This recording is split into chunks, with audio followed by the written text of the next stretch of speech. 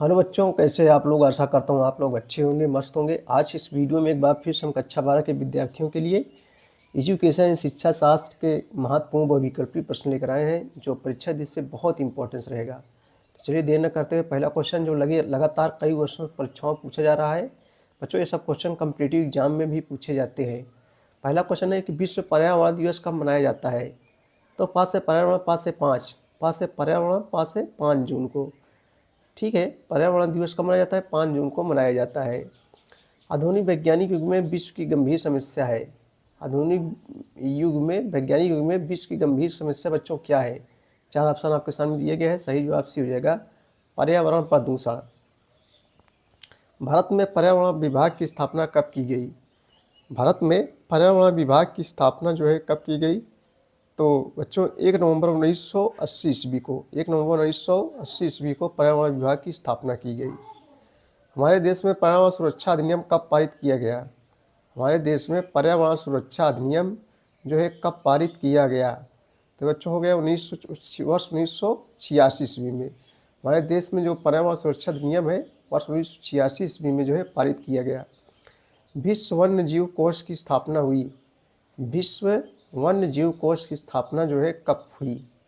तो बच्चों ये हो जाएगा वर्ष 1962 ईस्वी में। विश्व वन्यजीव कोष की जो स्थापना हुई थी वर्ष 1962 ईस्वी में हुई थी। देखो, सब परीक्षाओं में पूछे गए हैं, हर दोस्तों कई वर्षों से परीक्षाओं में पूछे जा रहे हैं। पर्यावरण का जनजीवन से कैसा संबंध है? पर्यावरण का जनजीवन से जो है कैसा संबंध है आपको बताना है। तो अच्छा का बच्चों बी हो जाएगा, घनिष्ठ संबंध है। कैसा संबंध भैया? जो है घनिष्ठ संबंध है। अगला क्वेश्चन है, प्रदूषण की समस्या दूर करने के लिए सबसे उपयोगी है, अथवा प्रदूषण की समस्या का सामना करने के लिए जो सर्वाधिक उपयोगी सिद्ध हो सकती है वह है, वह बच्चों जो है क्या है? तो ये जो है पर्यावरण शिक्षा है। सही जवाब जो है बी हो जाएगा। पर्यावरण शिक्षा का मूल उद्देश्य है, देखो लगातार 3 वर्षों से परीक्षाओं में पूछा जा रहा है, पर्यावरण शिक्षा का मूल उद्देश्य क्या है आपको बताना है। तो आठ सही जवाब जो है डी हो जाएगा, प्राकृतिक संसाधन को नष्ट होने से बचाना। प्राकृतिक संसाधनों को नष्ट होने से जो है बचाना। निम्नलिखित में से सभी पर्यावरण शिक्षा के उद्देश्य हैं। निम्नलिखित में से सभी पर्यावरण शिक्षा के जो है उद्देश्य हैं। तो परिवार नियोजन के, जागरूकता के, वृक्षारोपण के, ये सभी। सही जवाब जो है डी हो जाएगा, ये सभी हो जाएगा। पर्यावरण सुरक्षा हेतु आवश्यक है। पर्यावरण प्रदूषण, पर्यावरण दिवस, पर्यावरण मित्रता। तो 10 का सही जवाब जो है डी हो जाएगा, पर्यावरण मित्रता हो जाएगा। अगला क्वेश्चन है, ध्वनि प्रदूषण निम्न में से किस संवेदी अंग से संबंधित है? ध्वनि प्रदूषण निम्न में से किस संवेदी अंग से संबंधित है? तो 11 का सही जवाब जो है ये हो जाएगा कान। क्या हो जाएगा बच्चों? कान हो जाएगा। कैंसर रोग किस प्रदूषण का परिणाम है? कैंसर रोग जो है किस प्रदूषण का परिणाम है? तो बच्चों रेडियोधर्मिता प्रदूषण का जो है परिणाम है। कैंसर रोग जो है रेडियोधर्मिता प्रदूषण का परिणाम है। ओजोन परत के ह्रास होने का कारण क्या है? ओजोन परत बच्चों हमारे पृथ्वी अल्ट्रावायलेट किरणों से जो है रक्षा करती है। जो पृथ्वी से, जो सूर्य से निकलती है अल्ट्रावायलेट किरणें यानी पराबैंगनी किरणें, उसको जो है ओजोन परत क्या कर लेती है? अवशोषित कर लेती है। जो पर्यावरण, जो बच्चों ओजोन परत है मनुष्य के लिए हानिकारक है, लेकिन जो है ओजोन परत है पराबैंगनी किरणों को जो है क्या कर लेती है? अवशोषित कर लेती है, जिसको अल्ट्रावायलेट किरणें कहते हैं। तो ओजोन परत के ह्रास होने का कारण क्या है? क्या है? तो सही जवाब बच्चों जो है क्या हो जाएगा? सी हो जाएगा, क्लोरोफ्लोरोकार्बन, यानी जिसको हम लोग CFC के नाम से जानते हैं। CFC chlorofluorocarbon. चलिए अगला क्वेश्चन हम लोग देखेंगे, निम्न में कौन सी प्राकृतिक आपदा है? भूकंप, सूखा, बाढ़, ये सभी। तो इसमें सही जवाब क्या हो जाएगा? डी हो जाएगा, ये सभी हो जाएगा। यानी भूकंप भी प्राकृतिक आपदा है, सूखा भी है, बाढ़ भी है। निम्नलिखित में से कौन सा आग का रूप है? निम्नलिखित में से कौन सा आग का रूप है? जैविक आपदा, मरुस्थलीकरण, आकार, इनमें से कोई नहीं। तो 2 का सही जवाब बच्चों जो है डी हो जाएगा, इनमें से कोई नहीं हो जाएगा। अगला क्वेश्चन है, सूखा आपदा का जो है कारण है वन विनाश, नदी मार्गों में परिवर्तन, भूमिगत जल का अधिक दोहन, ये सभी। तो 3 सही जवाब बच्चों जो है डी हो जाएगा, ये सभी हो जाएगा। यानी वन विनाश है, भूमिगत जल का अधिक दोहन भी है, नदी मार्गों में परिवर्तन भी है। बाढ़ का कारण है अत्यधिक वर्षा, बांध व तटबंध टूटना, भूस्खलन, ये सभी। तो चार सभी बच्चों जो है क्या हो जाएगा, डी हो जाएगा, ये सभी हो जाएगा। यानी अत्यधिक वर्षा के कारण भी होता है बाढ़, बांध व तटस्थ टूटना भी, भूस्खलन भी। भूकंप की तीव्रता जो है मापने का पैमाना क्या है? भूकंप की तीव्रता मापने का जो है पैमाना क्या है? तो 5 सही बच्चों ये हो जाएगा रिएक्टर स्केल। रिएक्टर स्केल से जो है भूकंप की तीव्रता जो है मापी जाती है।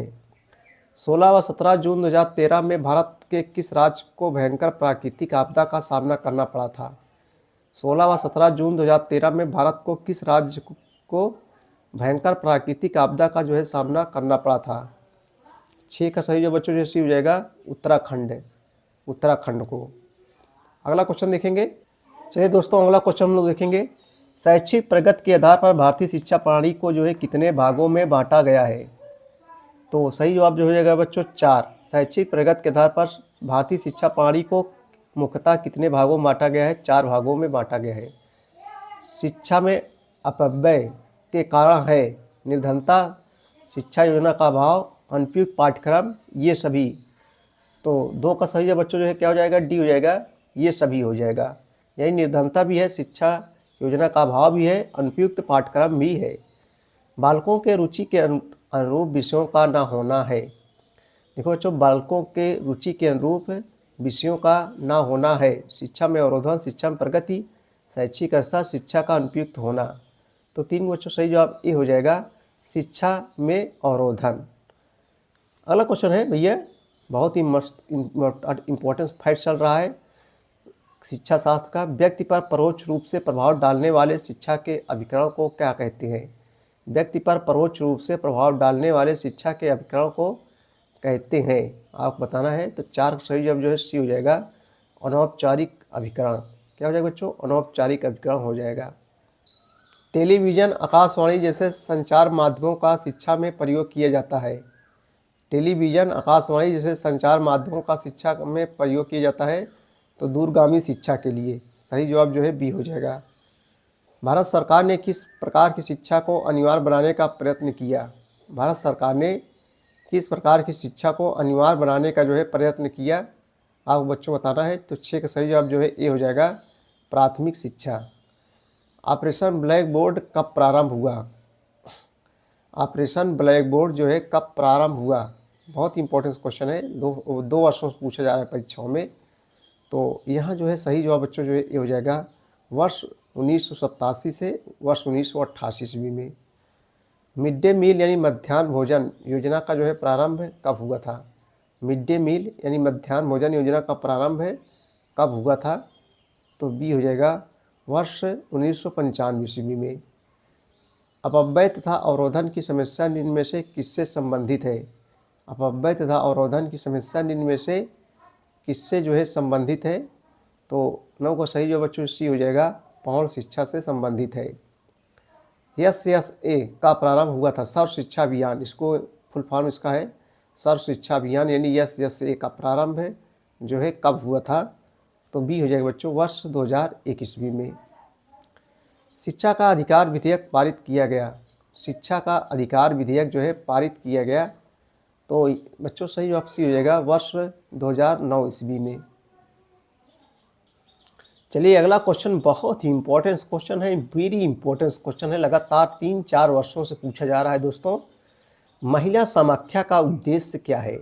महिला समाख्या का जो है उद्देश्य बच्चों बताना है। तो महिला समाख्या का उद्देश्य है शिक्षा के माध्यम से नारियों को शक्तिशाली बनाना। शिक्षा के माध्यम से नारियों को जो है शक्तिशाली बनाना।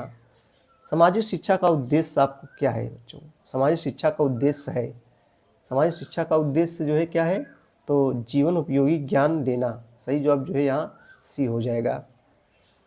अखिल भारतीय प्रौढ़ शिक्षा परिषद की स्थापना कब हुई? अखिल भारतीय प्रौढ़ शिक्षा परिषद की जो है स्थापना कब हुई? तो सही जवाब दोस्तों जो है सी हो जाएगा, वर्ष 1939 ईस्वी में। वर्ष 1939 ईस्वी में। राष्ट्रीय प्रौढ़ शिक्षा परिषद की स्थापना कब हुई? राष्ट्रीय प्रौढ़ शिक्षा की परिषद की स्थापना जो है कब हुई थी? तो बी हो जाएगा, वर्ष 1961 ईस्वी में। वर्ष 1961 ईस्वी में बच्चों हुई थी। राष्ट्रीय प्रौढ़ शिक्षा संस्थान की स्थापना कब हुई? राष्ट्रीय प्रौढ़ शिक्षा संस्थान की जो है स्थापना कब हुई? तो वर्ष 1991 ईस्वी में, वर्ष 1991 ईस्वी में हुई थी। स्त्री शिक्षा के प्रसार के लिए निम्न में से किस संस्था ने कार्य किए? स्त्री शिक्षा के प्रसार के लिए निम्न में से किस संस्था ने जो है कार्य किए? तो 6 का बच्चों सही जवाब क्या हो जाएगा? डी हो जाएगा। ये सभी यानी आर्य समाज ने, ब्रह्म समाज ने, सर्वेंट्स ऑफ इंडिया सोसाइटी ने, सभी हो जाएगा।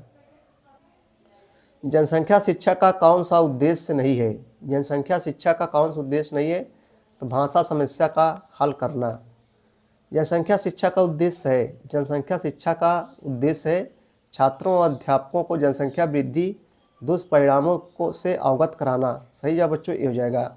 जनसंख्या शिक्षा का मुख्य उद्देश्य क्या है? छात्रों और अध्यापकों को जनसंख्या वृद्धि के दुष्परिणामों से जो है अवगत कराना। जनसंख्या शिक्षा का संबंध मुख्य रूप से है, जनसंख्या शिक्षा का संबंध जो है मुख्य रूप से जो है किससे है? तो बच्चों इनमें से कोई नहीं, यानी परिवार नियोजन, छोटे परिवार से, जनसंख्या की स्थिति से इनमें से कोई नहीं। जनसंख्या वृद्धि का मुख्य कारण क्या है? जनसंख्या वृद्धि का जो है मुख्य कारण क्या है? तो स्वास्थ्य सेवाओं में वृद्धि। सही जवाब जो है बी हो जाएगा। जनसंख्या वृद्धि का मुख्य कारण है स्वास्थ्य सेवाओं में वृद्धि। भारत में जनगणना कितने वर्षों बाद की जाती है? भारत में जनगणना कितने वर्षों बाद की जाती है बच्चों? 10 वर्षों के बाद जो है की जाती है। भारत में जो जनगणना कितने वर्षों बाद की जाती है? 10 वर्षों बाद की जाती है। विश्व जनसंख्या दिवस कब मनाया जाता है? तो विश्व जनसंख्या दिवस ये बच्चों जो है 11 जुलाई को मनाया जाता है। विश्व जनसंख्या बहुत इंपॉर्टेंट क्वेश्चन है, नौकरी में बहुत पूछा जाता है परीक्षा, एक क्वेश्चन वेरी इंपॉर्टेंस, नौकरी में बच्चों बहुत पूछा जाता है हर एक परीक्षाओं में। विश्व जनसंख्या दिवस कब मनाया जाता है? तो ये जो है 11 जुलाई को मनाया जाता है। भारत में जनसंख्या शिक्षा पर प्रथम राष्ट्रीय कार्यक्रम कब प्रारंभ हुआ? भारत में जनसंख्या शिक्षा पर प्रथम राष्ट्रीय कार्यक्रम जो है कब प्रारंभ हुआ? तो ये जो है हो जाएगा, ये हो जाएगा वर्ष 1980 ईस्वी में, वर्ष जो है 1980 ईस्वी में जो है प्रारंभ हुआ। तो बच्चों ये थे मोस्ट इम्पोर्टेंट क्वेश्चन कक्षा 12 के विद्यार्थियों के लिए शिक्षा शास्त्र के। वीडियो देखने के लिए बहुत बहुत धन्यवाद। Thank you.